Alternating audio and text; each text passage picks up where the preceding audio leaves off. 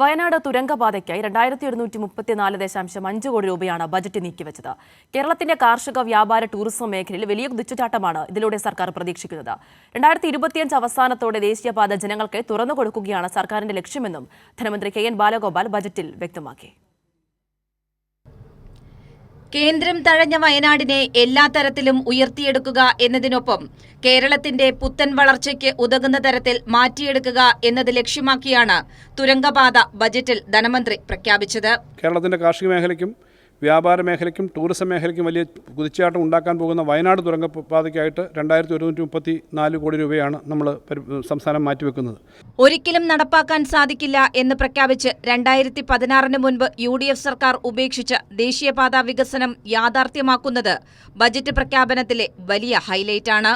അടുത്ത വർഷത്തെ ബജറ്റ് സമ്മേളനത്തിന് കേരളത്തിന്റെ വടക്കൻ പ്രദേശങ്ങളിലെ MLA-മാർക്ക് വീതിയേറി 6 വരി ദേശീയപാതയിലൂടെ തിരുവനന്തപുരത്തേക്ക് വരാൻ കഴിയും.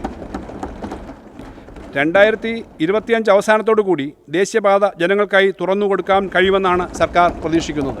ദേശീയപാതയ്ക്ക് വേണ്ടി ഭൂമി ഏറ്റെടുക്കാൻ കിഫ്ബിയിൽ നിന്നും 6000 കോടി രൂപ ദേശീയപാത അതോറിറ്റിക്ക് സംസ്ഥാന സർക്കാർ നൽകിയിട്ടുണ്ട്. ഇതുകൂടാതെ മലയോര തീരദേശ ഹൈവേകൾ എന്നിവ യാഥാർത്ഥ്യമാക്കുന്നതിനുള്ള പ്രവർത്തനങ്ങളും ദ്രുതഗതിയിൽ മുന്നേറുന്നതായി ധനമന്ത്രി വ്യക്തമാക്കി.